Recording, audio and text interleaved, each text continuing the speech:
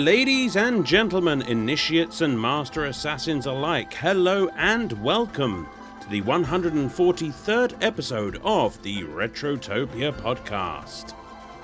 My name's Alan, and today, hot on the heels of Brian's spectacular ranking episode, we are going all the way back to the very first Hidden Blade, the very first set of white robes, and the very first leap of faith. That's right, it is the very first Assassin's Creed for the Xbox 360 and PS3 as well, I think. I don't know, I should have done my research.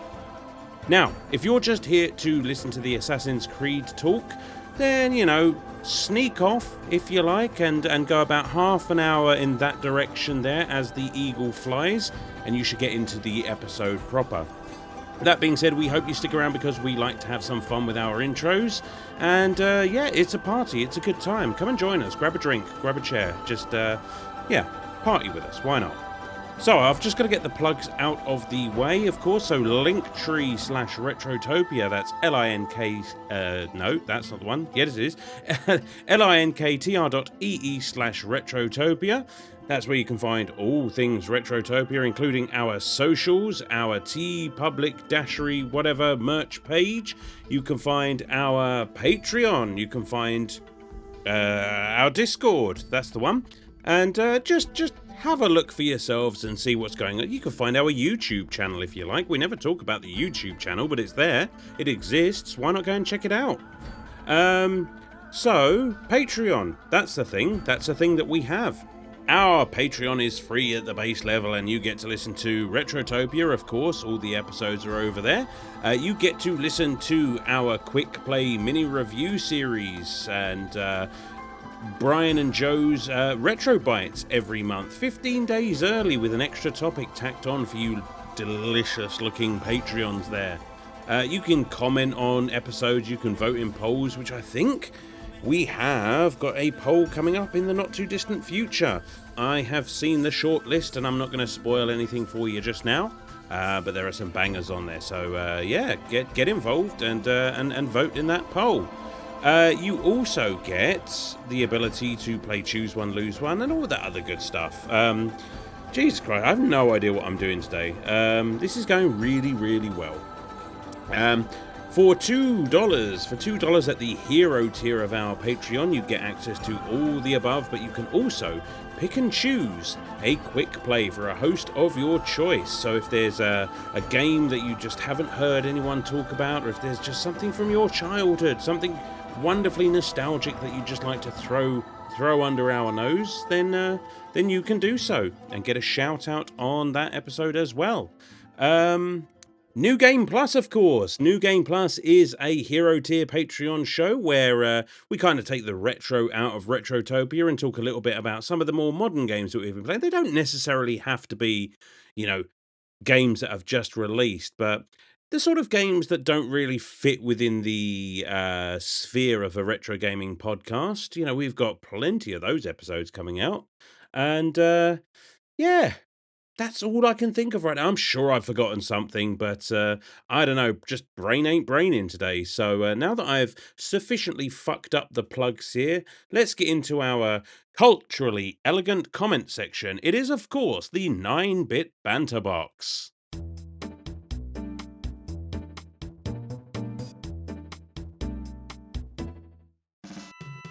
Alright, I'm calm. I've calmed down. I felt like that was a very hectic introduction to an episode there, so I've settled down and I am ready to hear what some of you guys have to say. So first up on the 9-bit banter box, it is Munchie, who says, Alan, you fine gentleman, I've asked your other co-hosts, now it's your turn. If you could create any type of video game for your co-hosts, what kind of game would it be?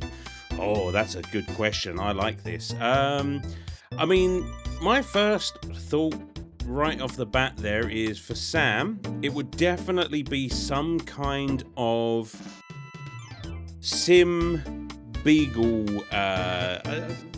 rescue simulator or something like that. Sort of a game where you get to Sam is basically the owner of this beagle rescue, and he has to manage rescuing them, nursing them back to health, and then finding them homes, because that is every bit our Storm Beagle there. That's a bit of him, I think. And I quite like those sort of cozy simulator games, so I'd like to see Sam in that one. As for Brian, Brian's the fixer. So Brian is, do you know what? It's going to be one of those stupid little mobile Fruit Ninja type games, except what Brian is just slashing out of the air is all of the bullshit problems that Sam and I throw at him on a daily basis that he manages to fend off so spectacularly. So yeah, we just throw issues at him and he just slices them up and carries on about his day. Either that or some kind of Power Wash Simulator is already a thing. There's got to be something. There's got to be something that Brian can. I don't know. Wheat beer simulator. I have no idea. But for the three of us, I did have a think about this. I would like to see some kind of scrolling beat 'em up with the three of us as we work our way through the offices of Retrotopia to try and get right to the penthouse suite, which I've never seen before. Just for the record. And along the way, we're fighting the bosses of all of the shittiest games we've ever reviewed. And I think we know who's going to be the main boss at the top there. Bubsy, you fucking cunt. But yeah, that's what I would have. One for Brian, one for Sam, and one for all three of us. And as extra bonus DLC content, you get to unlock Joe as well. So there we are. He can be a bonus fighter, and he's more powerful than all three of us put together. Because that's just true to life. The Big Deal says, since you didn't watch Captain N as a kid, what were your cartoons of the day? Was there different programming in the UK? I assume so, The Big Deal. I mean, obviously, I don't know what you were watching there back in the sort of 80s and 90s across the pond. What was I watching as a kid? Things like, Count Duckula, I remember when I was a kid. Trapdoor, I watched a lot as I was a kid. Henry's Cat, that's going way, way back. But then, there was a lot of crossover because we did get Chip and Dale, we did get, do you know what, as well, the raccoons. I'm sure that's something that happened in Canada as well. I've spoken to Brian about that, and I used to watch the raccoons, and things like, there were Sonic the Hedgehog cartoons, of course, and there probably was an awful lot of crossover, but those were just some of my favourites from when I was a wee lad. I'm probably like Danger Mouse as well. God, all sorts. I could go on and on. This could be a podcast all by itself. I need an animus to go all the way back and watch all of those cartoons again. The Retro Riders podcast says, alright Alan, which UK cities would you consider the Mount Rushmore of UK cities, and what are your least favourite albums from your 5 favourite bands? Wow, okay, that's a doozy.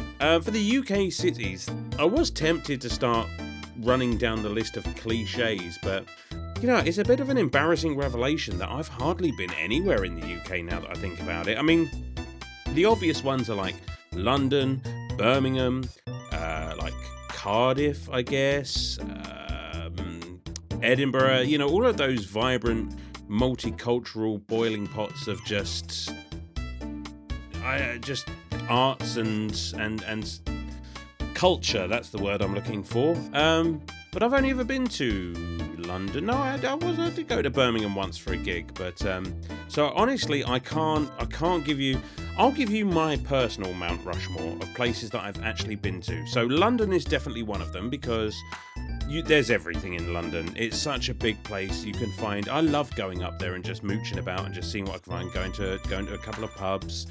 They've got all sorts of arcades and just random shit up there. It's a great time. No two journeys to London are ever exactly the same. I'm going to say Brighton. I quite like Brighton. We've been down there for a couple of gigs in the past. It's a little, well, not little, it's quite a big seafront town. And that's another one of those sort of very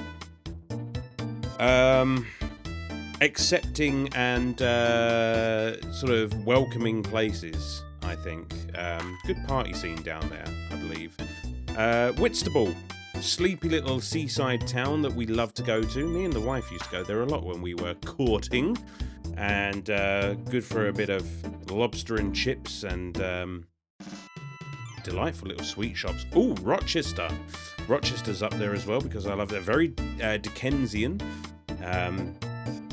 Again, just there's a fucking castle for one. Anywhere with a castle is up there. You know, places like that. And as for least favorite albums from your 5 favorite bands, okay, whoa, this is going to be a doozy. I mean, so I suppose there's Coheed and Cambria. I would say The Colour Before the Sun. And again, I should state that these are not albums. I don't necessarily hate the albums. They're just the least favorite. You got to have a least favorite, right? So Colour Before the Sun by Coheed and Cambria. Def Leppard, probably X or 10, whatever you want to call that. I've been listening to a lot of Pink Floyd lately, so I'm going to say, actually, it's not even a question. I'm a Gummer by Pink Floyd. It's a great little live album, but the rest of it is just... You could tell they had no fucking idea what they were doing. What else? What are my top favourite bands now that I think about it? Him. I would say probably Tears on Tape. And again, don't hate that album. It's just I've got to have a least favourite. And Alice in Chains. Now Alice in Chains is almost impossible to find a bad album.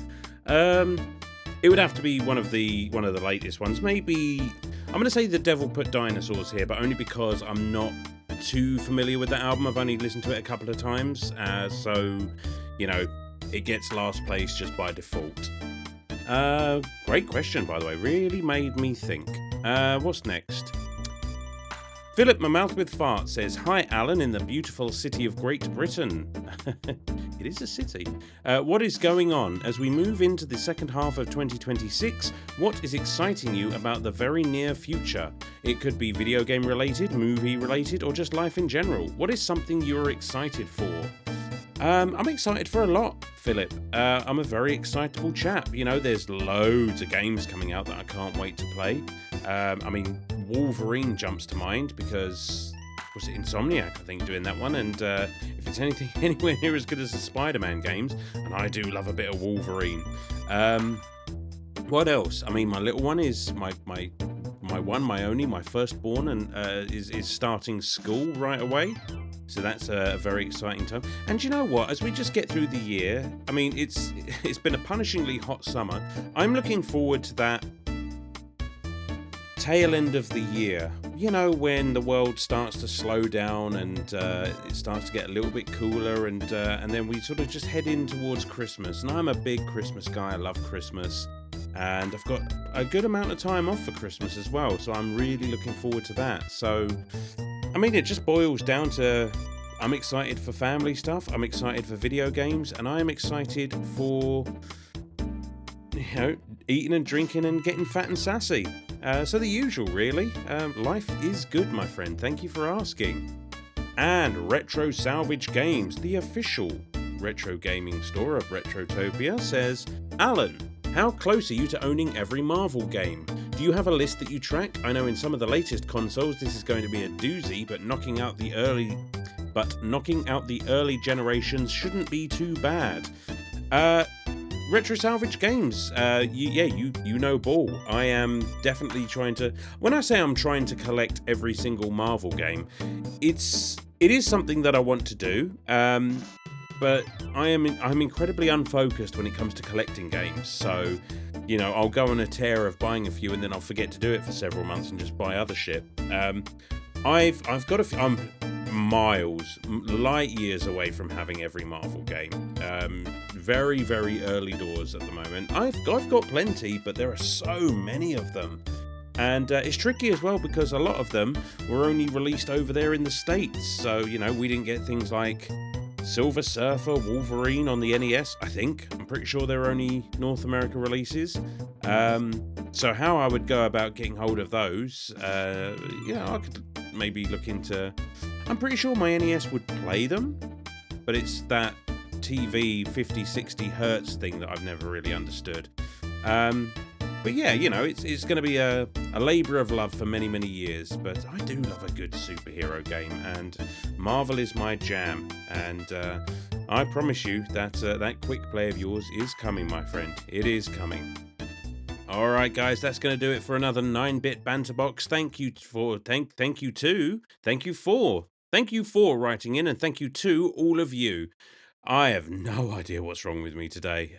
Stumbling all over the place through this. So, do you know what? I'm going to take it out on you lot and assassinate some of your hopes and dreams with our Retrotopia game show. Choose one, lose one.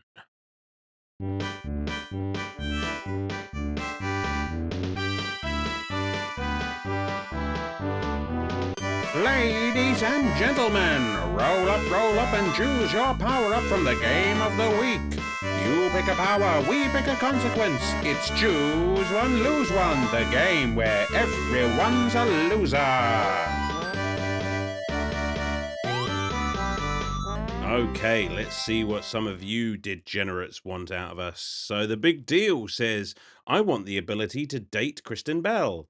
Yes, I know Desmond and Lucy weren't an item in the games, but I'm doubling down on it. Consequences be damned. Okay, fair enough, you can have, but I'm going to choose the Kristen Bell. And you know what? She is the new voice for Amy Rose, so you get to date Amy Rose with the voice of Kristen Bell. So now you are a furry. That is your crime. It is also your punishment. Munchie says, okay, I learned from Assassin's Creed 3, so for this I want to be privately trained to blend into society and do cool assassin stuff. Well, Munchie, as you know, if you've played the games, in order to be an assassin, you have to sacrifice. Well, in the games, it's a finger. But I'm going to take a body part, and I'm not going to tell you what it is. So you can have all of your abilities, but I get my pound of flesh, assuming it weighs a pound, of course. And Retro Salvage Games says, I choose to leap from the highest of heights and be able to land perfectly safe in a small stack of hay. Done. You get to land safely. Unfortunately, that's not a small stack of hay. That is a pile of manure. And I don't know about you, but I hate manure. Oh, and I think that's it. Short and sweet this week on the choose one, lose one there, but that's all right. So I guess that leads us inevitably into the gentleman's interlude. And I haven't even decided which one I'm going to do yet, so this'll be fun.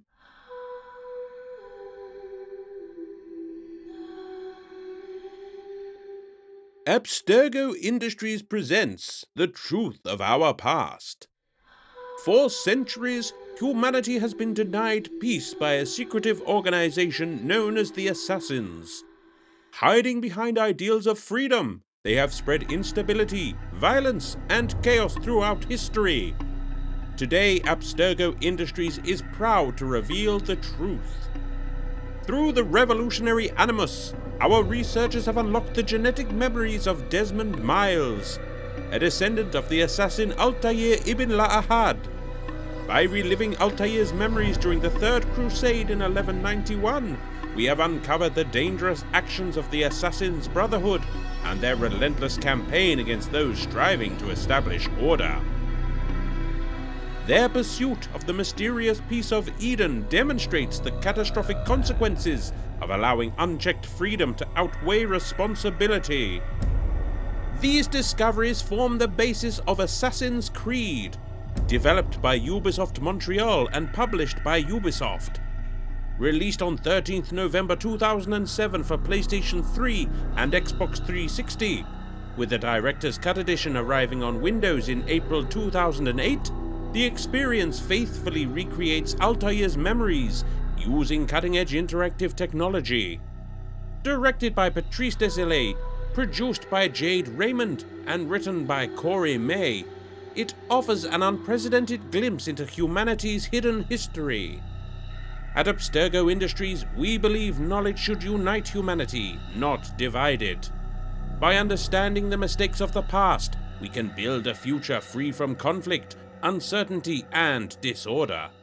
Together, through science, innovation, and responsible guidance, we can create a world where peace is no longer a dream, but an inevitable reality. Abstergo Industries, your past, our future. Alright then, now before we get into talking about Assassin's Creed, we like to hear what you guys think of the game of the week. So, Game Genius says, The idea of this game is cool, with a machine that lets you live ancestors' lives through their genetic memory, the parkour, and the stealth. But that being said, the combat in this game is so repetitive and bland that I had to quit maybe a third through the game. After that, I never had any interest in playing another one of these games, even if it is my eldest son's favourite game series. Well, Game Genius, actually, we do go into this on the episode, and I'm not going to say I disagree with you, but what I will say, definitely worth checking out some of the later entries in this series. You know, they definitely improve on a lot of what you're talking about there. Munchie says, Assassin's Creed, what a game when it came out. The parkour, the stealth, the blending in with groups, it was super cool. However, I gotta say, nowadays it's super hard to go back to, especially with those controls. Yeah, you see, we're getting an overriding vibe already about this one.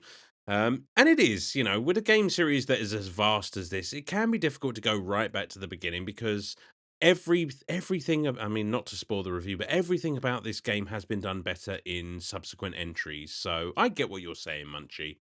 Dragonborn says, excuse me. He didn't say that. I just needed to clear my throat. Hot take, but I believe the new games with RPG elements make the games better. There you go. It added more depth to a game that was lacking in gameplay and got extremely repetitive. Well, Dragonborn swooping in there to prove my point for me. Thanks very much, buddy. I appreciate you. Philip, my mouth with fart, says, like Mass Effect, this is a game that needed to be made so they could determine what worked and what didn't. That being said, it is a good game, but it led to so many better games in future outings. You're on thin ice, Philip. I think you're approving of Mass Effect there, but I'm not entirely sure. So I've got my eye on you, buddy. I'm watching you. But I see what you're saying. I get what you mean, and yeah, when it comes to Assassin's Creed, I don't disagree. I did nothing wrong. Says, played this game for the first time last year as I grew up with the second game. To be honest, without nostalgia, there's not much worth going back to here unless you're an avid fan of the series like myself. With that being said, the game was revolutionary and one of the most influential games of all time. It's still Assassin's Creed, so I enjoy it, but the series improves so much in the future games. There we go, there again. You know, I think we're all in agreement about this one, which is nice. You know, we've managed to, in this little comment section, we've managed to create world peace. Who'd have thought? Dylan Jacobson says this game came out my freshman year of college and took over most of my free time. The game feels outdated now, but it kicked off one of my favorite gaming franchises. Even though it's a little repetitive, I hope you guys enjoyed it. Dylan, being British, I have no idea how old you were in freshman year of college. I think that makes me feel old, but I've got no frame of reference to know how old you were then. But you know, I'm going to feel old anyway because I usually do. And finally, Retro Salvage Games says, I'm not much into stealth type games, but my wife sure loves this series, so I guess that's something. It is Retro Salvage, and you know what? My wife loves this game series as well. We both do. So much that this is perhaps one of the only game series that we buy uh, basically day one, and she always gets to play it first because that's just the kind of gentleman I am. All right, guys, that's going to do it. Thank you so much for writing in as always. We absolutely adore hearing from you. We like hearing all of your opinions and continue to do so because it keeps us going, keeps us warm at night. So without any further ado, load up on knives and prepare to take a leap of faith with us as we talk a little bit about Assassin's Creed, released on November the 13th, 2007 for the Xbox 360 and PS3. Thanks for listening, guys, and enjoy the show.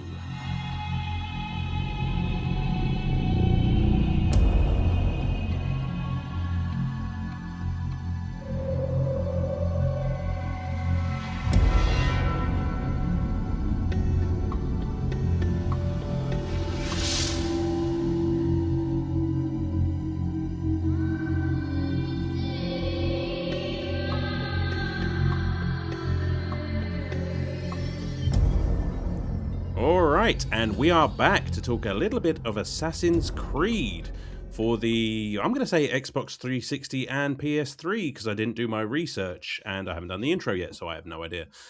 With me, as always, is a man who I have been reliably told is somewhere in the building, but I have not seen, Sam. And on the other side, we've got a man who is, at the moment, currently under fire from the Retrotopia HR department for constantly getting out his hidden blade around the office. It's Brian. Sweet. How's it going, guys? How you If I doing? could do that, if I could literally just like unzip my pants and you see shink and my dick comes out there and I'm just like, ha ha ha. Yeah, I'd be like the king of the strip club. Well, everything is permitted, Brian. So Get out your little dagger. Assassin's Why is Creed that? Black Flag, you get 2. Oh, Do you know what? That's actually pretty cool. Let's start there, because I did actually want to ask, and just to take us off topic slightly already, Brian, Yes, sir. have you got Assassin's Creed 4 recently? Yes, sir. Have I you have been started playing it. I just got the Jackdaw, and all I've done since I've got the Jackdaw is sail around listening to shanties. I Which got is- like 5 shanties, and that's all I do. Which is everything that is good about Black Flag. Those sea shanties Actually- are magnificent. The sea shanties are definitely the highlight, but they actually did fix a lot of my gripes with Black Flag. Like, you Really? remember, like one of the biggest problems was the follow missions, and they promised to solve it, and they did, because now you can just hold X and it'll follow a character, so you can just sit there and put the controller down and Mhm. take out your hidden blade and play with it for a bit while you follow and listen to some story. That is cool. It's been a long time since I've played Black Flag, and like I don't know how curious I am about playing Black Flag resynced, because It is like putting on a used condom. I feel like I've been Oh, in there God. already. wow. Hold on. I have a serious question because I don't follow Assassin's Creed. But what is the big deal with Black Flag right now? Did they Because re-release it involved pirates and sailing around, and there was a mechanic that was absolutely bonkers. It's So- I like, know, but like people are talking about it again. Didn't it already come out? So did it get It a did. remaster? Or Yeah, it was re-release? Assassin's Creed 4, and now it's a remaster called Resync. yeah. So basically, they took one of the best games in the entire series. I don't care what anyone says. It is my personal favorite game in the series, and they completely remastered it, as I understand it. And they took the mechanics that they spent like a decade building for Skull and Bones, and they applied it to the sailing of this game, so they wouldn't lose all that money in development. Oh, and Sure. Skull and Bones was that pirate game for Xbox. That was literally an offshoot of Assassin's Creed 4, because everybody said the sailing was redonkulous, and they took them so long to build it, then they turned it into one of those multiplayer games Oh that yeah. Yeah. just, it kind of ruined it, and it was so long in development that people just lost interest. Like, I was on board day one for that game, and then when it finally came out and I got to play it, I think it was on PlayStation Plus or something, I was so uninterested in the game that the sailing felt great, but I just didn't want to play it. Sure. I remember hearing about that. But yeah, that's Well, I'll tell all. you. I was just kind of wondering what the buzz was about Black Flag. And see, this is the thing. I mean, Black Flag, it kind of falls into that category of games for me. That's like Resident Evil 4. It's just like, did it really need a remake? I don't know. And maybe they No. have done a lot with it. But you know what game I think could probably do with a remake over This Black one. Flag? Is Assassin's Creed, the original. I honestly agree with that more than I agree with the Black Flag remake, because Assassin's Creed has the building blocks of a great game, but the original was done in such a way that they kind of squandered the greatness of it.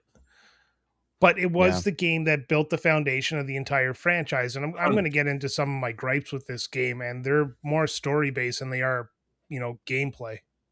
Well, let me tell you what, because coming from someone who did not get on the Assassin's Creed kind of band, this came out at a time when I wasn't playing a lot of games, so I missed all of the PS3. Never had one. I had an Xbox 360 that I didn't play very much, so I never got to play this game. And once I didn't play the first couple, then I just didn't go back and play any of the others. So I've never played an Assassin's Creed. Now I have a little bit.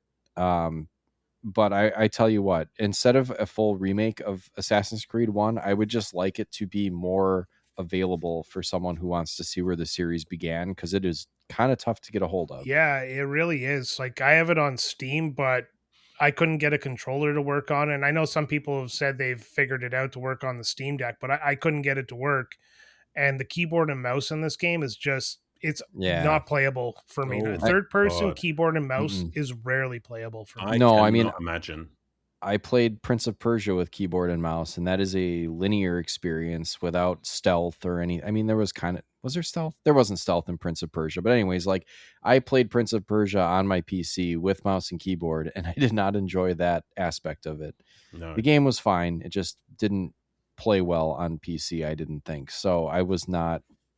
I don't know. Here's another thing: if I see Assassin's Creed on Steam on a deep enough discount, like it's got to be like 80-85% off, I might try to give it a shot and see if it works on deck. If it doesn't, then it was only a couple bucks, but still. Like I can't I've heard nothing but imagine. bad things. I mean, it's a Ubisoft game, so I can't imagine that kind of discount is necessarily impossible. No, I've seen it before. I just didn't Yeah. pull the trigger this time because Brian was like, "Don't do it. It Yeah. sucks." I was like, "Well, okay." I have no idea why this game wasn't put on like Game Pass. Every other Assassin's Creed is on Game Pass. The Ezio Collection, 3, 4, 5, 6, Yep. 7, 8, 9, 10. They're all there, but this game is missing. And I wonder why this is the only Assassin's Creed that really hasn't been uploaded to these services like Ubisoft Direct or Ubisoft, whatever their service is called. Well, just- Right, and if you're someone like me who likes to go back to the very beginning and play the first of something, and I don't generally like to jump in like mid-series, even if I they're played not. Super Mario World before Super Mario Brothers. and Right? I was I had lost. no idea what was going on. Well, no, but in games like this, I like to understand the concept or where it came from, and this is a pretty revolutionary game as far as a lot of the mechanics that get kind of, I don't want to say copied, but emulated across different franchises kind of started I here. mean, it created an entire franchise. Well, that too. It's its there's- own franchise too. And I think, maybe by the end of this episode, we'll have come to our own conclusion as to why this game isn't more readily available. Because, it does have its warts. But, before we get stuck into any of that, Sam segued nicely into his history with the game. But Brian. Which is none. Well, exactly. Brian, what's your history with the original Assassin's Oh, well, Creed? as you know, this is the spiritual succession to Prince of Persia franchise there. And I love the Prince of Persia games, Warrior Within and all those. Mm-hmm. And this game just felt right on, on par with those games. So, of course, I grabbed it day one. And I think at this time I was working in EB Games anyway. So I just had to sit there and, wait until the manager showed up and purchase it. But I fell in love with this game almost instantly. I love the ability to run up buildings holding one button and acting like you're like some sort of parkour god. And the just overall look of the game was amazing for its era. And I love the main character. I love the story. I love the concept, the idea. Everything about this game just resonated with me. And it was only a few minor details that after playing Assassin's Creed 2 made me really realize that this game was kind of mid, to say one of those words my kid says all the time. And it just, I still love it. I still have a lot of nostalgia for it, but it's one of the hardest games to go back to and play again. Yeah, I agree with that. I mean, I played this. It can't have been. I mean, I think it came out in 2007. So, if not 2007, maybe 2008. I remember going around a friend's house and he was playing this on his Xbox 360. He said, "You got to check out this game," because like yourself, I had an incredible and very obvious fondness for the Prince of Persia games. So, this guy was like, "Well, this is definitely a game that is up your alley." And just kind of watching the gameplay mechanics and just how free the traversal around the entire map. It's just like everything is kind of your playground. I was just like, mate, I've got to get hold of this game. This looks like everything I enjoy. And it was like, there's no denying that back in the day when I first played this, I was obsessed with this game. I loved it. And it is more difficult to go back to now, though. I mean, and that's kind of par for the course, right? I mean, I can't remember how many entries in this series there have been since then, and 15. 15. 15 mainline games. You would know. You You're would asking- know. I looked you're it up asking the before we guy that started ranked them. recording. Well, you Oh. ranked them, so You ranked them all yeah, too. yeah. And if you want to know what Brian thinks about the Assassin's Creed franchise in general, go back and listen to the to Brian's ranking. That was a great episode. Yeah, it's kind of funny. He's played them all, but he hates it. Yeah, I yeah. didn't say I hate it. I said it's hard to go back to. No, I'm kidding. I'm saying the franchise as a whole. Like Every- Oh, yeah, okay. he's played every single one of them and I hates get them, so he's jokes. ranking them by everything came hates in them. at number 15. 15A, 15B. So what I want to get into is kind of sort of setting the table for not just Assassin's Creed, but kind of the franchise itself. And Brian, Yes, sir. I'm going to ask you something, because you're a lot smarter than I am, and you're probably you were Debatable. probably more switched on with what was going on marketing wise for this game, because my experience of this was, as I said, watching pretty much the gameplay of the historical side of things. Now, imagine my surprise when I get home with my own copy of Assassin's Creed and put it in and start playing through, and then all of a sudden I'm yanked out of the historical context, and suddenly I'm in modern day, coming out of this machine, the Animus. Like, did you know that this framing device was there, or were you like me, just expecting a purely historical role? Oh, I've watched the trailers. You remember back when E3 existed, and you would get like specklings of trailers on YouTube because it wasn't that popular. Like, you had to wait for somebody to upload it, and this game was one of those games that's like, wow, holy fuck, that blows my mind. No, I had no idea of the present day stuff, but Desmond Miles is one of the best protagonists that never amounted to anything, I think, in video game history. That's not a hot take. That is not a hot take. And we'd obviously keep future games sort of spoiler I won't. free. Okay, fair I'm enough. angry at this one. Like the Desmond Miles arc, I am super angry, and I will get into it later in the episode. No, I agree. I'm right there with you. I'm right there with you. Even if I think that the game that we're talking about there is actually a very, very good game, and I'm not even talking about the game. unfairly maligned. Yeah, I'm not talking about the games he was a part of. I'm talking about his specific storyline. Yeah, no, exactly. But Sam, And what I'll about tell you you? what I Like, felt they should have done with it. oh, well, I look forward to hearing that. Sam, Mm-hmm. And one more interruption. yeah, why not? No, I'm just keep doing it now. Shut up, Brian, or I'll stab you. I am British after all. It's what we do. I just got myself cancelled. Sam, you'd never played an Assassin's Creed game before. Like, what did you know about this series? Like, did you know about this present day kind of meta story? I Were think you I did. expecting it? Did they make a movie out of this? Yes, They did. At any point? with Michael yes. Fassbender. With Didn't Michael suck. Fassbender. Yeah, so I did. I didn't see the movie, but I think I saw parts of it on TV. So I did understand that there was this kind of, he's hooked into it's not a, I don't want to call it a The simulation. Matrix 'cause, machine.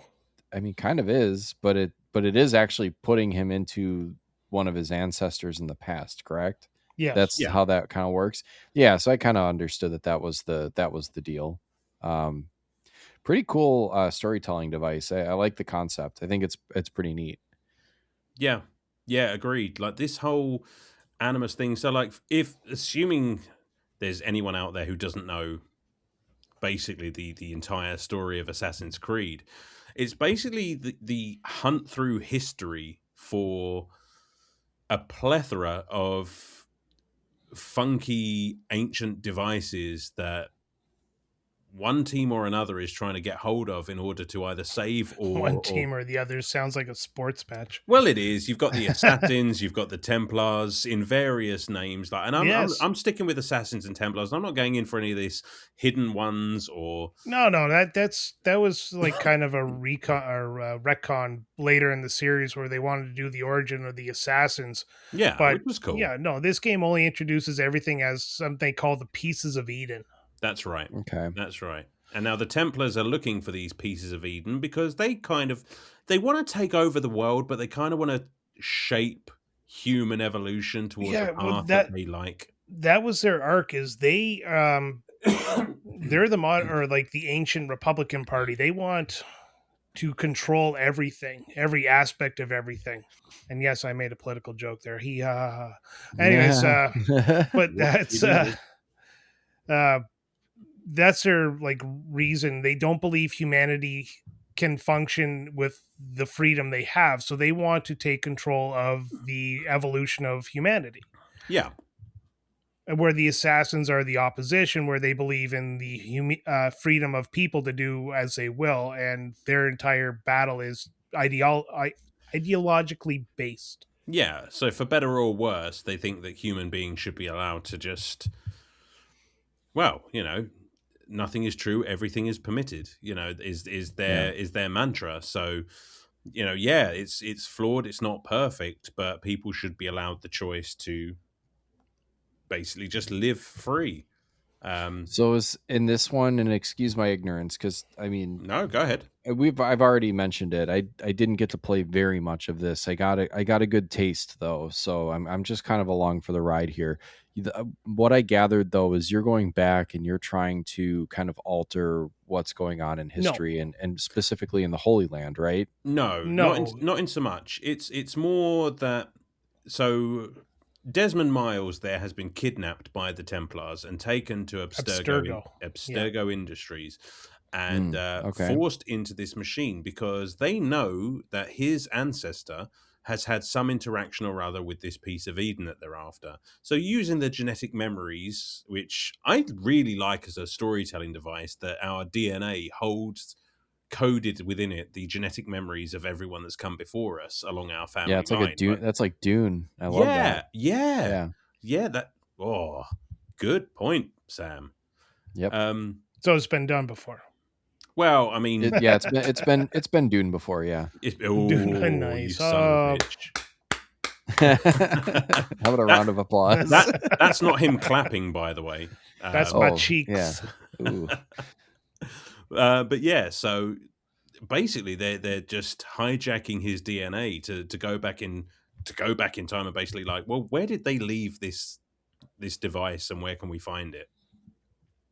It's funny. Desmond is actually related to the Kenway bloodline, like Edward Kenway from Black Flag, and then Hathan Kenway from Assassin's Creed 3 as well. He's also related to Ezio Auditore and Altaïr here. So there's actually like a family tree where those are all connected, and Desmond is the kind of, I guess, the merging point of all those different genealogies.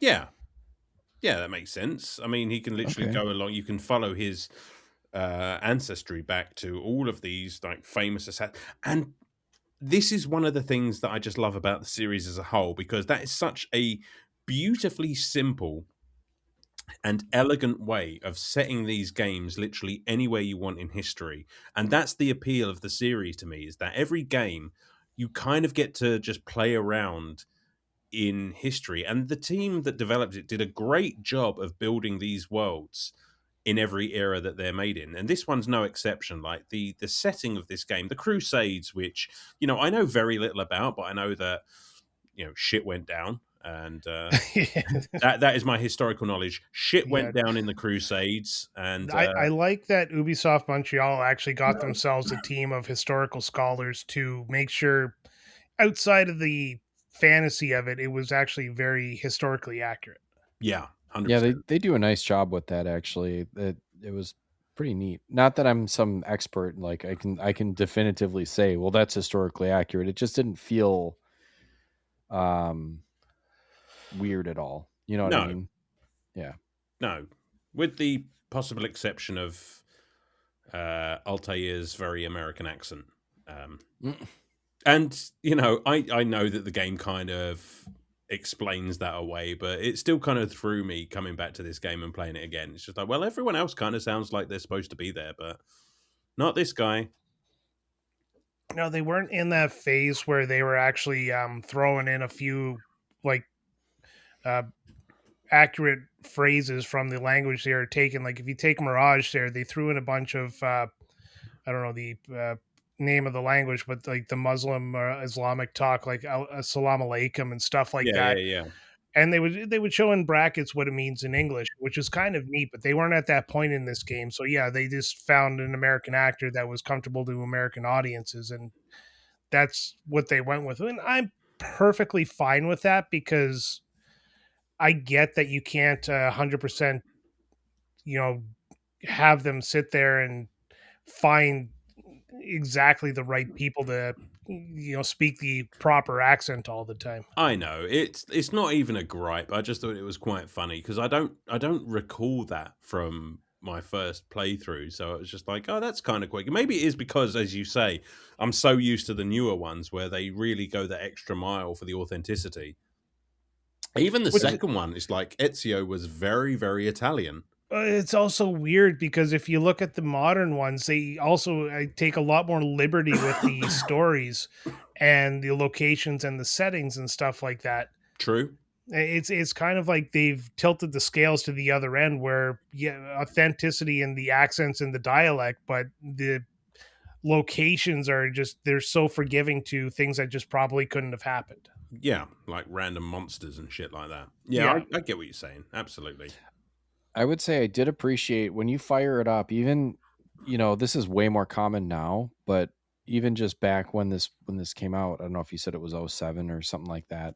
They had that kind of disclaimer at the beginning where it's like this is a work of fiction and Work of has fiction created historical by a elements. Yes. multi-ethnic group of scholars or whatever. Yeah. Yeah. That was pretty cool. I mean, they didn't have to do that, and it's more common now. I know not everyone likes that, but you know what? It's like it's either that or stuff starts getting heavily edited. So if you can be upfront with that and say, like this is what this is and this is what we were trying to do, and it's not supposed to be offensive in any way. It just kind of or inaccurate in any way. It just kind of is something that we worked really hard on and want you to know that we tried.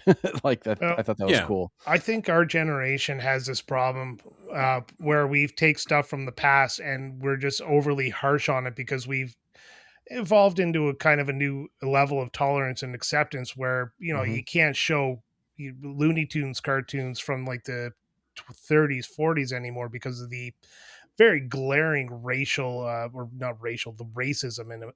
So when we do something like this, everybody always feels like they have to tiptoe around the subject when we can't talk about history as it was. Like we got to learn from it somehow, and this game does a good job of not really sugarcoating some of the bad stuff. Yeah. I think that comes down to, as you say, it is this like team of scholars. It's just the care and attention that they've put into building the world. It really comes through and makes the historical part of Assassin's Creed just feel authentic. And it's just such a fun kind of world to explore. I mean, there's parts of it I don't like.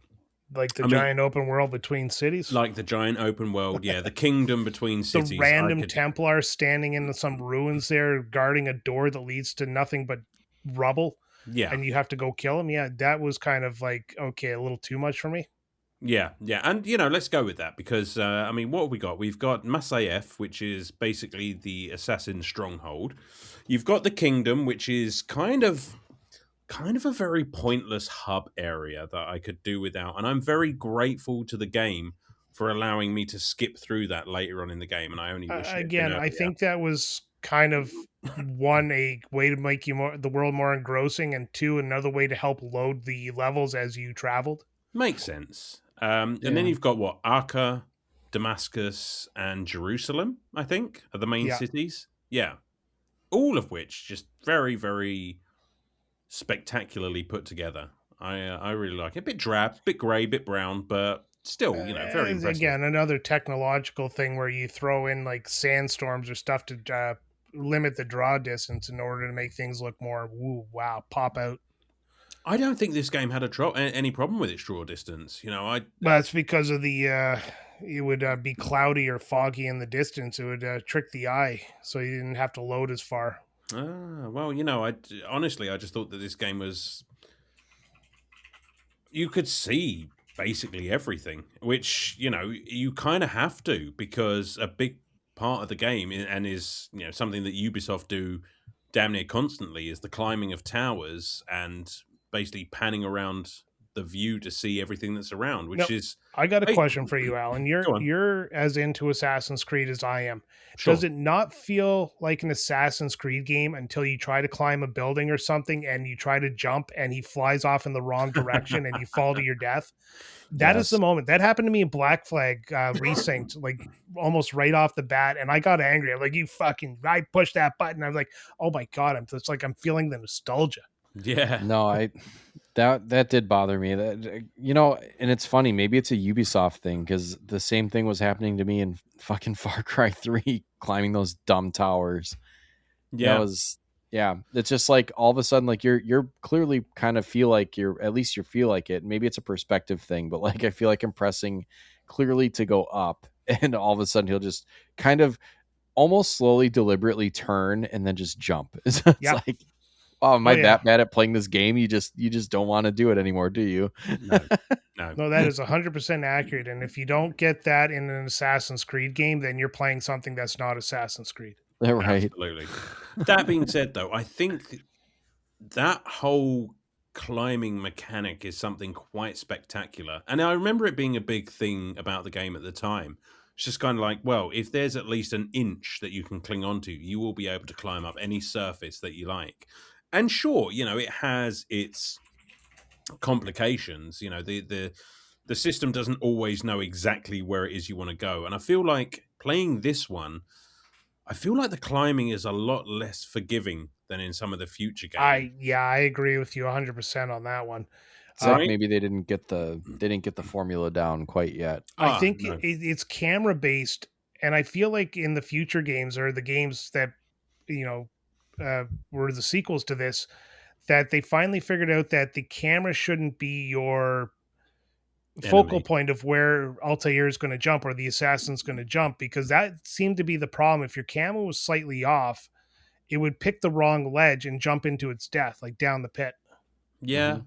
Yeah, maybe. I just kind of found that, you know, when climbing up something, I'm like, oh, come on, that next ledge is not that far away above Oh you. yeah, that always Like, fucking sucked. and I guess it's because, like, in later games, you could actually jump and catch onto that ledge. But I was just like, oh, come on, I'm not that far off it. Oh, I guess I've got to go and find another route up this thing now, for fuck's sake. Oh, and then you have to climb down because the only other way up is on the other side of the building, and then you're just Exactly. like, do I really want this friggin' viewpoint? Exactly. Oh, you got to get the viewpoints. You got Oh to yeah, that's the first thing you do when you get into a city is you run around and you get all the viewpoints. Absolutely.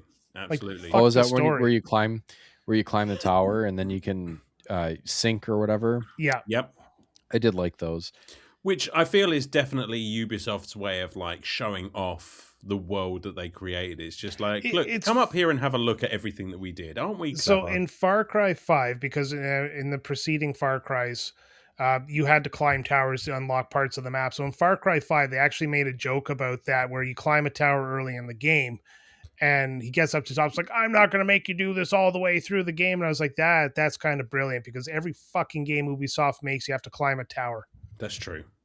Yeah, it's definitely Yeah, they do like that that formula, don't they? it is a signature. Absolutely. But it kind of makes sense, like, because, you know, you're an assassin, you're being sent off into these different areas to commit your, I mean, murders, let's be honest. And yeah, you would have to scope out the area and see what's about. So I kind of dig it as their feature. We kind of glossed over the reason he's going through these areas. And at the beginning of the story, you're like fully kitted out as a like master assassin, Yep. and you're sent to kill somebody. What's his name? Like Robert something. Robert de Sablé, and you fail to kill him. You fuck it up, and then when you get back to spectacularly fuck it up. yeah, you spectacularly fuck it up, and when you get back to Assassin's HQ, you actually lose your rank, and the way you have to get your rank back is by these 9 assassinations. And that is the concept of the story, is Altair is trying to get his rank back up. Yeah. Ah, gotcha. Okay, that makes sense. Which kind of is an interesting way of giving you back your abilities, because every one of these assassinations that you make, you go back to your mentor, Al Mualim, and he'll like, you have been granted another rank and a piece of your equipment. And I'm like, okay, that's cool. I can dig that. It kind It's a of good does. way to strip him of his like full kit there and make a reason why he's not just getting all his knives back. Absolutely. But my one little gripe with that is that, yeah, fine, like, give me back my throwing knives, give me back this, that, and the other. But, like, how does you giving me a rank back suddenly teach me to parry things again? It's just like, why was that ability taken away? It's just like silly little things like that. Yeah, Oh, okay.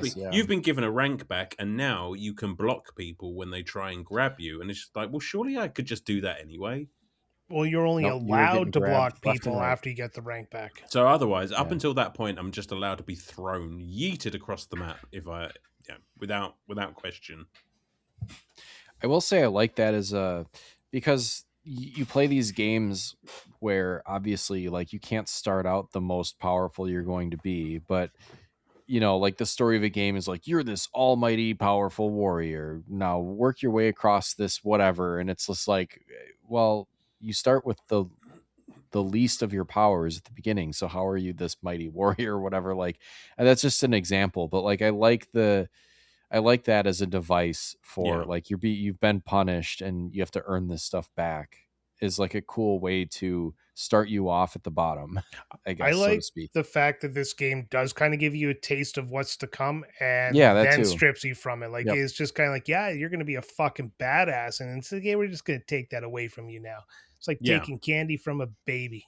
100%. Also, I find it a really sort of good way to give your main character an arc right from the off, because he is stripped of all of his rank because he's like basically cocky and too sure of himself, and Yeah. he has to be kind of bitch slapped down again in order to learn, oh shit, actually, maybe I was a bit of a dick, and this is why. Yeah, and considering Altair becomes the kind of, I'm not going to say the god of the assassins, but like one of the most important assassins in the entire In franchise. history, yeah. Yeah, it's great to see him humbled and then built back up into this kind of sage like character. 100% agree with that, definitely. So it's a So, redemption arc in a way. yeah, it is. Yeah. It is. Because, he fucks up, and by the end of it, he is smarter, he is wiser, and also exposes some rather seedy goings on within his own order. So, kind of makes it's a very satisfying character arc. Oh yeah, it's definitely it was a great way to expose people to what would become a really good franchise, and the fact that they carried on his arc into Assassin's Creed 2 it Yeah. just kind of like was the cherry on top of the Altair cake. Yeah, what is it like? Is it Revelations, I think? You Yeah, kind of get a bit more? Revelations, Yeah. the when Ezio's the old man and he's kind of smarting the fuck up too. Mm. He ends up running into Altair. Well, I won't tell you how, but he finds Altair and then he learns kind of the truth of everything. Do you know what? Now that I'm thinking about it, this seems to be kind of the theme running through the entire series. Yes, Just like redemption is the theme of Assassin's Creed. people just starting off as kind of dicks and then learning how to be more than they are. Yeah, I surprised you didn't know that. Like that's literally every game is you take a scrub and you turn him into a full-fledged super assassin. Well, Mind you, the latter games kind of there's more about the future arc or the present day arc when it got silly, and I was just kind of like, I'm not on board anymore with the present day arcs of those games. come to think of it, it's kind of like Prince of Persia as well. God damn, I'm through the looking glass here. It's like an Ubisoft trait. It certainly is. It certainly is. Right up there with climbing towers. Well, Now- right. And speaking of, just real quick on Prince of Persia, I mean, we just covered that not too long ago.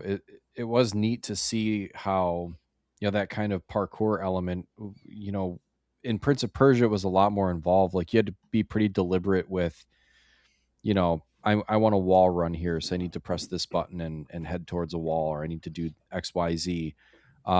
This was more like you hold down a button and you're running, and you can just basically like kind of flow state run over kind of whatever, as long as But you're that kind of was holding down that button. yeah, that was brilliant in its design because you're doing this in a 3D environment, whereas Yep. Prince of Persia has fixed cameras. Yeah. And there was no way that game was going to translate to Assassin's Creed. So the fact that you can do the parkour stuff in a third person environment as well as it did on its first attempt was actually really impressive. And it's one of the most impressive things about the game. Yeah. I mean, I definitely feel that mechanic is the entire focus of the game. Oh, And yeah. I would hate. It feels wrong to kind of call Assassin's Creed 1 a tech demo for that. But when you look at some of the other features in this game, they are horribly underdeveloped, like the combat, like. But the game was never supposed to be about combat. It's like a Splinter Cell's not supposed to be about run and gun. This game was supposed to be the sneak up and assassinate a target sort of thing. You're supposed to use your hidden blade more than you use your swords. So yeah, the combat felt underdeveloped, but I always felt like that was on purpose because he was not supposed to be a hand-to-hand combat guy. Yeah, but when you say that, I mean, I would argue that the stealth itself as well was pretty underdeveloped. Because I can't tell Yes. you how many times I would sneak above someone that I could basically stab from on high. And as soon as I lock onto them, they knew I was there. To be And fair, you're in the middle of the day in the middle of the desert wearing a white robe walking on some lattice above a garden. sure, You might be a little bit suspicious. but the whole sneaking around and like trying to assassinate people, it felt a lot less fluid than I am obviously now used to. And I know that's not really a fair comparison to make, but there kind of wasn't any repercussions from fucking up your stealth. Now, I feel that's more of the fact that this was the first in the series. They kind of put out what they could put out, and you let the audience kind of say what you just said, and then the next game they go, okay, well, this is what they said about the first game. We focus grouped it, so we're going to start adding this into the second game, and that's how the franchise developed over time. Yeah. And that's the thing about looking at this game with the benefit of hindsight. Like everything I'm going to say about it is just like, well, yeah, that's why they did this with the sequel. And it is hard to be judgmental about a game when I know that they improve all of these mechanics. But looking at this game in isolation, you know, it is bare bones. You know, there are very, very few, very little variation in the missions. Like you go to one of these cities and there's like the same 3 or 4 basic things that you can do repeated That kind of ad nauseum. Yeah, that was my biggest problem with the game, is a repetition of the 3 tasks to target. Well, tell us what those are, Brian. I can't remember exactly what the tasks are, but one was like you have to sit and eavesdrop on somebody, you have to follow somebody, and then you have to Yeah. pickpocket somebody. Yeah, you got pickpocketing, you've got roughing people up in a dark alley. Yeah, you had to like beat information out of people and stuff. Yeah, which I found actually you didn't have to follow them into an alley. You could literally just punch them where they were, and there would be zero repercussions. Sometimes, yeah. But I did like when you actually got the target you had to go assassinate. You could actually sneak up and assassinate them, because some later Assassin's Creed games, if you go and you sneak your way completely to the boss, let's call him, and you try to assassinate him, you'd end up in a cutscene and then a one-on-one fight. And I always hated that. Like Assassin's Creed Shadows did that. That I will agree with in principle. But the problem with this game is that, yes, you can do that, assuming you have gotten to the very specific point that the game wants you to get to. Because there's that one assassination where the guy is, I guess it's like an execution. And, you know, all of these guys are waiting to be, I can't remember if it's hung or what have you. And, you know, he's on the stage and I'm like, right, well, I have found myself on a point high above the stage where all I need to do is leap down and stab him. And it's just like, no, the game will not progress until I go down and get into the crowd first. And then you'll start getting the story beats. And it's just like, oh man, I really wanted to just like be up here and do that. So they do funnel you slightly, although I mean, you are not forced into that big boss fight like you are with some of the later games. I agree with that. It's like what you want to do is definitely cooler, but they want you to Yes. do it a specific way because it's I get it. Definitely.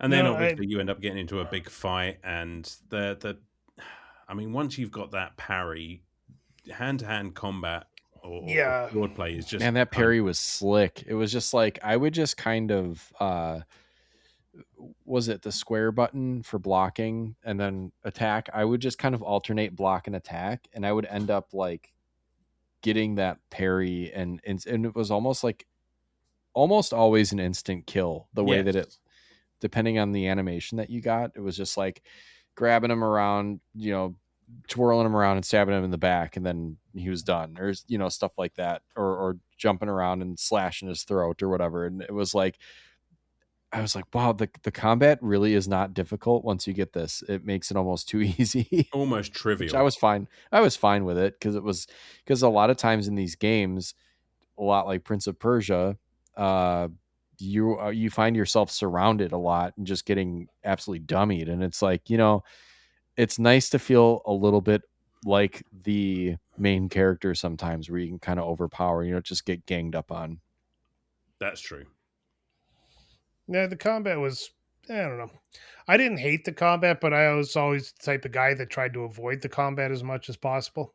Oh yeah, me too at times, because a lot of times, like I would lock in on something on the map and want to go towards it, and you're like, okay, I really want to go, climb this tower, or I want to go help this citizen or whatever. I know I need to go to the Assassin's Guild or whatever, so I'm going to go do this thing. And it's like, it was just sometimes the sensitivity on the enemies detecting you. Like I would just be walking and it would just be like, hey, what's that guy doing? And it's like literally nothing. Like I'm just walking. Like, no, I completely agree with that. I mean, it just felt like every couple of minutes I was just getting into a fight. And after a while, like, I think it's probably because how trivial the fighting can be.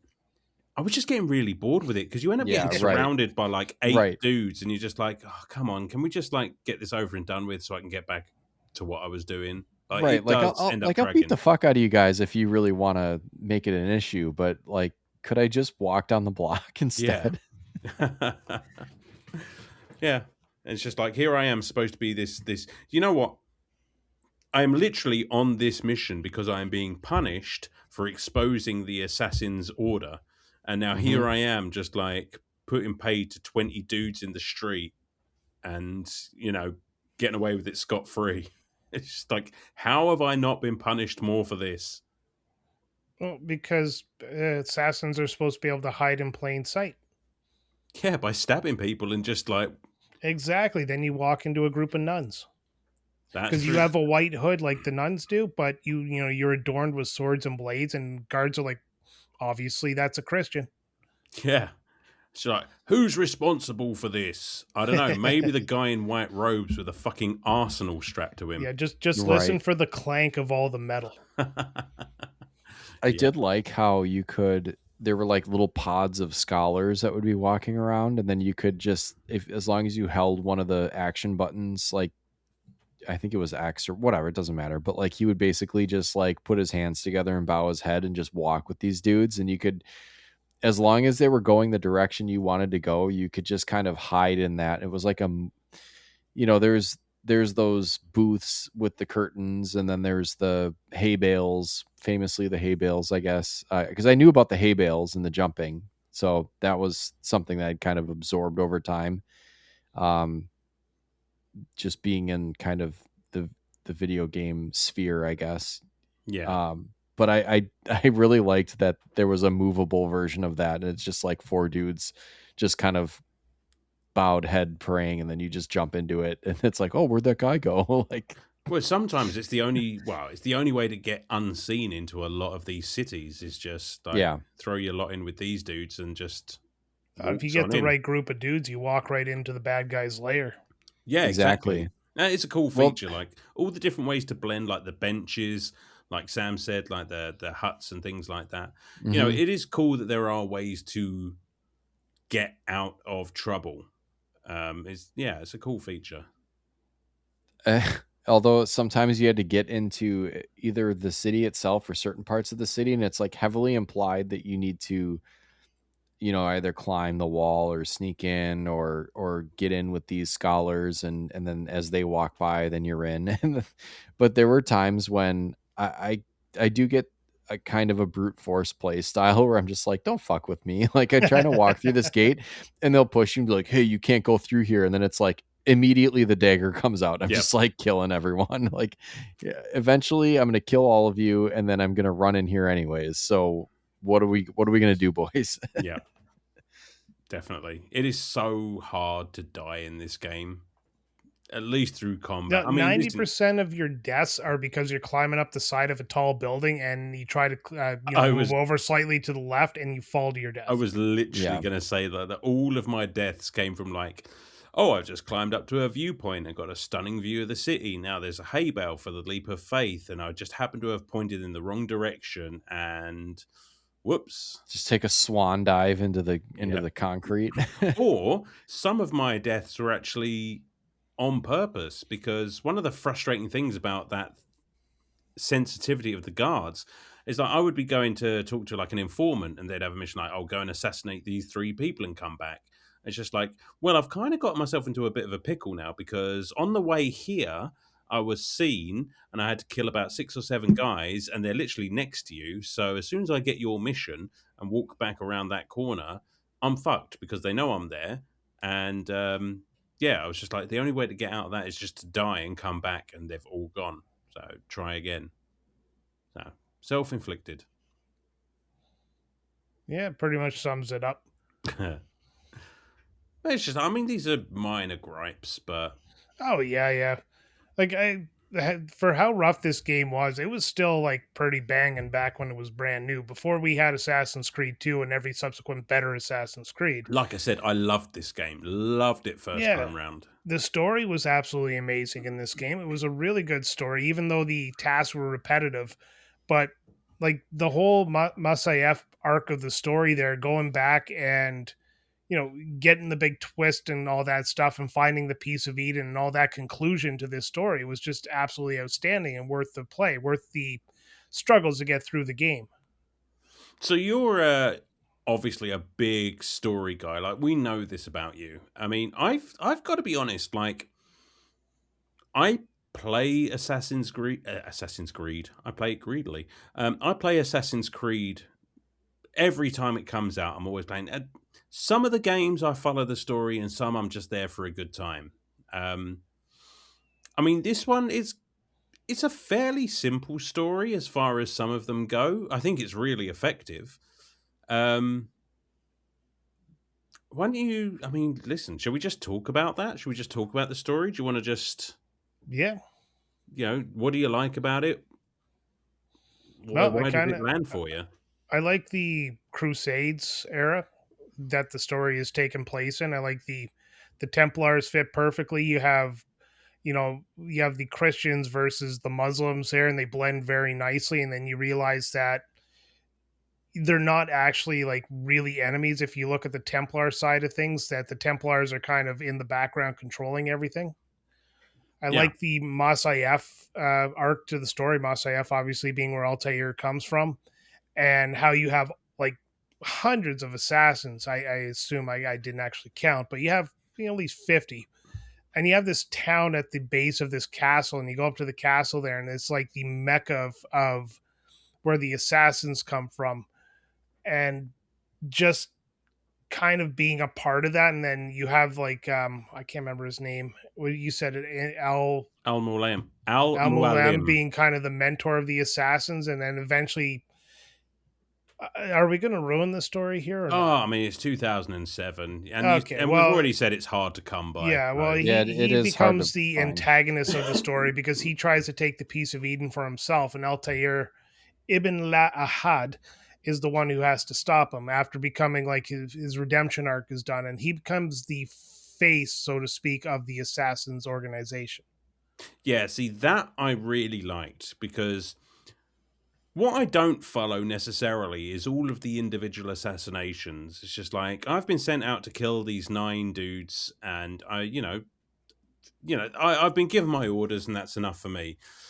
Their exact sort of motivations and shit like that, I don't always follow. But the overarching story that basically this was a group of people who first came across the Apple of Eden, and Al Mualim was actually one of them. And basically, he's sending you out on these missions to kill off the only other people who know about this, the Apple of Eden, so that he can claim it all for himself, was a brilliant twist. Like, Oh, I love that. what was even better was like you kind of forget that Desmond exists in between like the Desmond arcs because you're so focused on Altair that when he found the Apple of Eden and it showed kind of that map where all these apples were around the planet, and all of a sudden the Abstergo's like, okay, we got what we want. Let's decide if we're going to kill Desmond now. And you're like, oh shit, he exists. And you're like, oh fuck, they know wherever all these apples are. They got a franchise out of this. Yeah. Yeah, 100%. Like right there, they were just like, this thing's got some legs. And it is a cool concept. Like I love, you're right. You do kind of get so drawn into the historical stuff that when you're suddenly pulled out of the animals, it's almost like you're Desmond yourself. Like you are so in there that you just kind of forget the outside world. And when you're pulled back, it is quite disorientating to suddenly be back in present Yeah. day. And that's what really drove me about the Desmond Miles story. And this is where I'm going to do my little bit of a rant. Go for it. Is they really built him up in the first game, especially because he's trapped inside of a Sturgo and he starts developing the assassin's power. Like there's a bleeding effect that comes from using the animus. Yeah. And he's able to use the eagle vision and he starts seeing all this crap on the walls. And they play with that. In the second game, he becomes like more adept as an assassin because he starts learning how to move like them. And then the third game, he's almost a master assassin at that point. And it's like, this is a great time to make Assassin's Creed Montreal, because Ubisoft Montreal. And that would have been sweet. Yeah. And it's just a present day one to end his arc. You could have killed off Desmond in the present at the end of a game that was designed around him and continued to make Assassin's Creed game based off the premise that they did, which was it's now a fun little toy for people to play with. That's the thing, isn't it? I mean, they realized that they could franchise this. It felt like they had this planned out for 3 games and then realized, oh shit, we've painted ourselves into a corner because we want to keep making these. Let's just rather ham-fistedly figure out a way to make this go even They better. could have even taken the end of Assassin's Creed 3, given a Desmond like an hour or 2 storyline there where he finds like an Apple of Eden and then he just doesn't make it. He dies a hero. But he died so unceremoniously inside of a cave with the original ones. And then I'm going to ruin it because I just can't not ruin it. And future games, they go off the rails, and Basim is now a timeless immortal from Assassin's Creed Mirage and Valhalla. Yeah. And he's in the present day there, and it's just like, oh, I found an Apple of Eden, but we already know there's like 100 of them out there. So it's like, who fucking cares you found one? I think we just killed Sam. No, I'm here. Sam's learning the story properly. No, I'm just letting you, because I don't have as much history with this game and didn't get to play as much, so I'm just listening. Yeah, all I'm saying is they kind of like dropped the ball when it came to Desmond Miles, and that's one of my biggest gripes about the whole franchise. They really did him dirty. I will agree with that, but I will say, like, Desmond's presentation in this game, really compelling, really interesting, and it really, really made me want to see what was happening next. Like, nothing about nothing necessarily about the historical context there made me think, oh, okay, arguably the map, fair enough, but that I felt related more to the present day than it did to the historical stuff. I was just like, okay, now there's all of these out there. Now I'm going to be Desmond, and I'm going to be like, and like you say, fucking shit up and trying to stop Abstergo, and that kind of is what happens in the next couple of games. Like you kind of break away, and anyway, we won't get too far into that. No, you do. Like you get to play as Desmond, you do some pretty cool stuff. But as they're building this character up, and they built him really well in this game, they gave him a reason. He is the keystone of all this historical stuff that they're finding. Yeah. They need Desmond to go back into the past and find the location of the apples. Yeah. And that was Desmond's reason. And when Desmond escapes later on in the series from Asturgo, they still use that, as he has sympathizers, like assassin sympathizers that he teams up with, that still put him in an animus in order to find out the locations of the apple. And they really did a good job of building this character and his kind of struggles in this box that they put him in, where you can go to a room, a bathroom, and like where the animus is. Like, you don't have a lot of exploring. I always thought you could escape from it, but True. Yeah. you can't. And that was kind of something I spent a lot of time trying to figure out how to do. But I was so enthralled by Desmond, and I was like, I really wanted to see where they took him, and I was so disappointed. And that's just the thing, isn't it? It kind of feels like this game just sort of ends without, and Yeah. it is setting up a sequel, absolutely. But it's just, I did feel like when we got back outside of the Animus, like something would happen, but it doesn't really. It just kind of, you see the shit that's on the wall, and it's the horrifying revelation that, you are not the first subject that has been put through this. And then the game just kind of ends. And I suppose it works, because I was just like, what, that's it? I need more. And Yeah. leave them wanting more and all that. But yeah, it's just that I think is the hook of, we're talking about Assassin's Creed. That for me is the hook. You've got a great historical kind of parkour game, but you're sort of like, oh, there's more to this. There's levels to this. Like, there is a whole meta story going on around this, and it's very, very brief, but it's incredibly compelling. No, you're absolutely right. And the first game just kind of nailed the narrative there to get you excited for the future of the franchise. And then the second game just up the level that much higher. Yeah. And it was great because you're already enthralled to see what happens to Desmond and what the next chapter in his story was. Yeah. While at the same time, you get a whole new protagonist. So that's like brilliant character development, in my opinion. Well, it's just like I said, you have an excuse to go wherever you want. Yeah. Wherever you want and whenever you want. It's just, take your pick. It's a genius mechanic. It is, and it continues to this day. They can pick any historical site they want, and we've been around the world. And even then, everything that Assassin's Creed does, or Ubisoft does, or at least did with Assassin's Creed around this time, was canon. So if you had those offshoot games, like one takes place in Russia, I think it was a side scroller, that's considered canon in the Assassin's Creed universe. You had the comic books, the movies, all that stuff was considered canon. Yeah, because you can literally do this with any character. Yeah. And that was kind of the brilliance of the Assassin's Creed franchise, was instead of making offshoots or side stories, they literally just make stories that can be later interwoven inside the main story if they had to. Sure.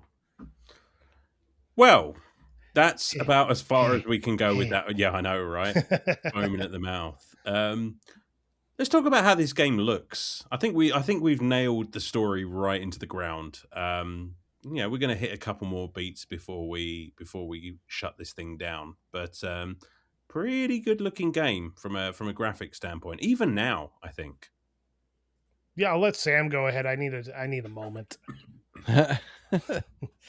Yeah, I thought this game looked really good. I mean, at this point, we've all played so many games that do this, but on a grander scale. But I think as far as the way everything flowed together, I thought it was great. I mean, things looked pretty realistic. I mean, color scale wise, like what the setting doesn't help when you want to talk about color scale, and it's mostly browns, tans. But as was the style at the time. Well, also, you're in the Middle East. It's not the most like you're not in a jungle, basically. No. So it's fine. Like, it did what it needed to do. There are certain colors that you need to kind of identify and pop. They stand out in a weird way sometimes. Like your white robed scholars look very conspicuous. Your um, your stuff that you're supposed to be able to climb on or interact with kind of pops out, and that's a good thing, I guess. I mean, you kind of want that in an environment that looks as realistic as possible for the graphics at the time. You do kind of need that. It's almost like, back before this, when you had pre-rendered backgrounds that looked really detailed, but then, like a Resident Evil, like the thing that you're supposed to pick up is like glaringly obvious. It does have a bit of that to my recollection, but that's fine. I mean, when you have that, it doesn't really pull me out of the experience too much to have something be kind of obvious that I need to go look at or interact with, and that's fine. But Yeah. overall, like it's a very broad, sweeping, expansive game. Once you get into these cities, I mean, they're huge and they look great, and there really isn't a lot of glitching or clipping or slow down or pop in or anything that you would expect in a game that's too big for its own britches. Yeah. It is a very solid looking experience. I'll give you that. I think it holds up today, honestly. I think it does. I think so too. Yeah. Like, obviously not a 1-for-1 comparison with like Black Flag Resync, but as far as a lot of games, how they've aged, this one just still, like Sam said, a lot of stuff pops that, tells you where to go. And I've never been against like, show me where to climb, because I don't know why people get angry. It's like, oh, nobody's going to go and paint that cliff yellow. It's like, it's a video game. I'm not going to spend 6 hours trying to find a cliff. So I don't mind that stuff. But everything else in this game just works for its environment. And I like the Browns. I like the fact that this game doesn't need to be flashy. It's just very detailed environments. And they use lighting effects and obviously blur really well to kind of make it look more detailed than it probably really is. Yeah. It's very grounded. It makes it and authentic down to too. earth. Yeah, well, there you go. Yeah. I almost felt like I was spitting sand out while playing it. Exactly. What else is there? I mean, music. I've been trying to find a song to like, I made that reel there and I was looking for a song to kind of add to it. This does not have banger after banger of a music track. This game just has very, very appropriate music is what I'm going to call it. Yeah, it's very ambient and it just serves wherever you are very, very well. And I really like that.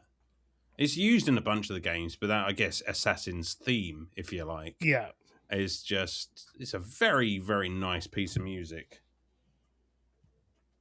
Yeah, and the obviously eagle screech that you hear in all the games. Yeah. It's very, I don't know, you hear an eagle screech like that and it's immediately you think of Assassin's Creed. I don't even know if it's a realistic eagle. You know what? If I hear that anywhere else, I'm still thinking Assassin's Creed. You're absolutely right. Alan jumps off the tower bridge. Yeah. No, not? Alan. No, it's not Assassin's Creed. A lot of hay bales. A lot of hay bales throughout history. You don't see hay bales anymore, and that's a shame. Yeah, considering there was an Assassin's Creed that took place in London, you'd think you'd find more hay bales there. Yeah. I'm going to have to go looking and see if I can find any. Which one is the London one? Syndicate.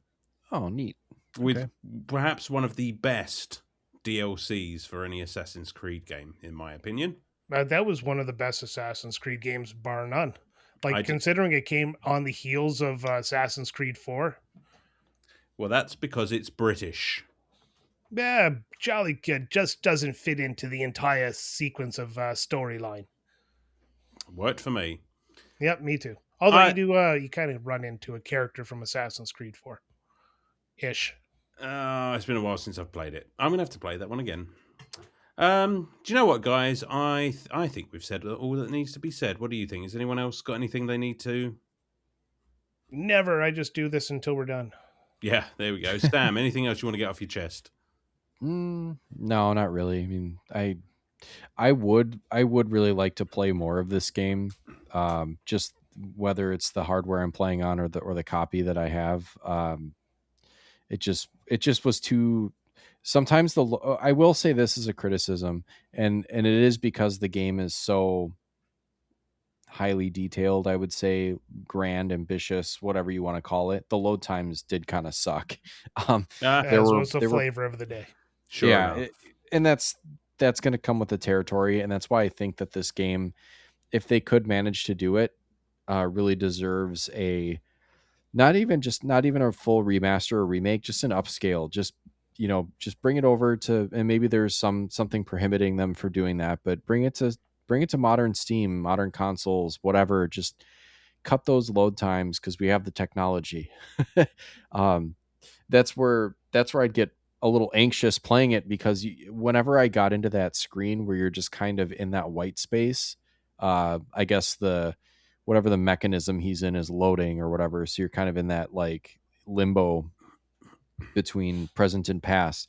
That would freeze sometimes, and I could tell that like the disk drive on the PS3 was like in this chugging in this feedback loop, and I was just like, well, I'm stuck in this like That might be your middle PS3 space. because I I never think ran it into is. that problem. I think it is. It I probably is. I But didn't get that either. But you know what, Sam? Why don't you just carry on and just, you're already halfway there. Just carry on into your closing thought. I was gonna say, just carry on. Just keep berating the game for something that's not its fault. No, well, that too, if you want. right. No, it is a shame that I didn't get to play more of this, because I think I would have enjoyed continuing to play it. I think it has its warts, but I'm really glad that I had the opportunity to give it a shot to see kind of where this all started. Because nowadays you see the influence on this game in like Horizon is very Assassin's Creed inspired. Even to the point where you're um, able to kind of parkour a little bit and sneak around the robot dinosaurs and shit, and climbing the towers and everything is very Assassin's Creed inspired. And so it was neat to go back to this and see kind of the origins of this style of game. And maybe this wasn't the very first one, but it definitely was one of the more popular ones, or the series that popularized this genre of open world or open world adjacent style maps and tower climbing and unlocking things that way. And very specific gameplay loops, that sort of thing. So yeah, it's a pretty cool game. I really, really wish that it would come out, and hopefully I'm speaking this into existence. I really wish that they would bring a good modern version of this up to modern consoles, because for people who haven't played, and maybe Ubisoft takes for granted the fact that most people have played an Assassin's Creed game. Well, guess what, Ubisoft? There are some of us that haven't and would like to play the original to kind of get things started. Otherwise, it can, when you get to a series like this with so many entries, it can be tough to kind of figure out where to start. And I think this is as good a place as any. So I don't know. Maybe I'll report back at some point and see if the Steam version of it goes on any sort of discount that I can give it a shot. But should I give it a score even though I didn't? Yeah, score away. It's up to you, buddy. I'm gonna do like a. I'll give it a 7. But that's not a bad 7. That's just, I know that other games in this series and other games in this style have done it better, but this is definitely the start, or at least one of the starts. It's a cool game. It sure is. Brian. Oh yeah, no, wax lyrical. There you go. How do I follow up something like Sam? With competence. No, I'm just kidding. Yeah, exactly. No, I love the Prince of Persia series, and I knew this was a spiritual successor, if not by like knowing full well the what was it called, Prince of Persia Assassins thing they were trying, simply because it felt like a Prince of Persia game, which is what probably immediately hooked me to it. I've told you I love the story. I told you I'm not a big fan of what they did to my boy Desmond, but it's neither here nor there. Like, if I judge this game solely on itself, I think the biggest gripe I have with it is the repetitiveness of the task before you get to one of those assassinations. The combat, it's kind of like weak in the sense that, you can just parry the shit out of everything. But at the same time, I always felt this game was never meant to be about the combat. it was meant to be about the sneaking around, which could be difficult at sometimes because yes, every guard seemed to just see your white robe and be like, ah, there's the dude. But again, that's fine. It's part of the fun of the game. You have to figure out how to get around all of that. The parkour in this game was really fun. The controls were a bit wonky, but at the same time, like that's kind of the charm of Assassin's Creed games. The character himself, Altair, is like still one of the best in the entire franchise. He's like definitely in the top three. Ezio may be the only one that beats him. Same with Edward Kenway. Maybe I'd actually hear an argument on those three being put in any order. But his importance to the franchise is obviously something that can't be understated, especially how it was concluded in Assassin's Creed Revelations.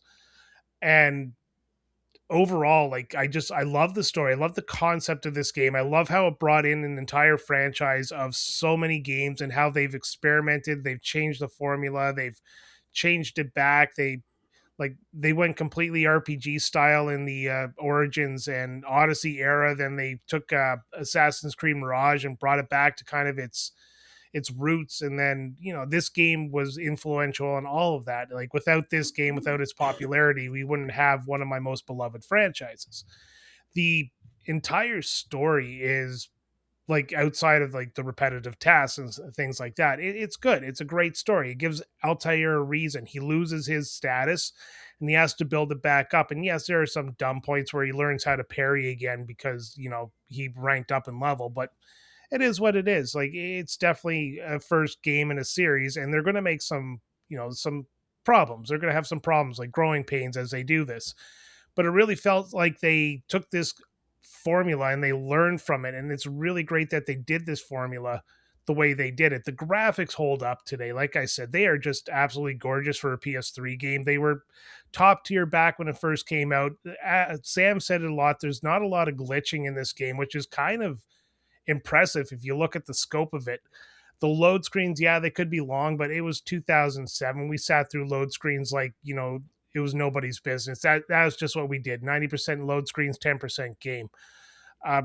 The music is very thematical to the world that you're in, so it really feels like you're a part of it. I love the historical accuracy as much as they could without ruining the fantasy part of it. So it's a lot of stuff. They took time, they took the care, and it shows in the game. I'm going to go 8 out of 10 on this. I'm a little bit higher than Sam, mostly because it's not my favorite in the series, but it's definitely up there. I don't even remember where I ranked it in the overall ranking list I did, but it is definitely one that I really, really enjoyed. And I think it needs to get its flowers because it is the one that built the franchise. Agreed. And listen, if anyone here is interested to find out exactly where that was in Brian's list, go and listen to it because we don't remember what we've talked about. Once the episode is done, it's out of our heads. That's right. It is my favorite in the series. Well, there you go. Well done, Sam. Default. It's going to be really difficult for me to follow up what Brian said without saying more or less exactly the same as what Brian said. I mean, this is the very start of one of my favorite franchises. Like, there are very few games that I will have to buy day one. Assassin's Creed is just one of those franchises. And again, it does stem, same as Brian, from my love of Prince of Persia. This game, it is hard to go back to the original Assassin's Creed game. We have been spoiled by all of the improvements that they have since made to the franchise. But Ubisoft were onto something with this one. I mean, inarguably, I would say that it's the parkour mechanic, which is the by far and away the meat of this dish. You know, it is what they built the entire game around, and everything else does admittedly feel kind of secondary, but I don't think that's because of a lack of care. I mean, they clearly put a lot of care and attention into this game. It looks great. It sounds great. You know, it is a solid experience. It just feels like, again, I didn't want to call it a tech demo, but it is kind of a proof of concept. You know, they put a lot of effort into making this game feel like almost a history lesson. of sorts, which is kind of something that's gone on throughout the entire franchise. Yeah, the combat is a bit trivial. Yeah, the missions are a bit repetitive. And if I get shoved by one more crazy person or bothered by one more beggar, I'm going to fucking scream. It does have its warts. It is. I don't know. I don't know what else I can say that hasn't already been said. I loved this game when it first came out. I still like it a lot now, but it does kind of show its limitations. But again, you've got to give it props for kicking off a franchise that is still going to this day and, still going strong despite the fact that Ubisoft itself arguably isn't. But, Assassin's Creed is a great experience if you can get hold of it. Just don't. If you don't necessarily get on with Assassin's Creed, maybe give the sequel a chance, because a lot of what bothers me about this game now is ironed out as early as that. I'm going to go with Sam though.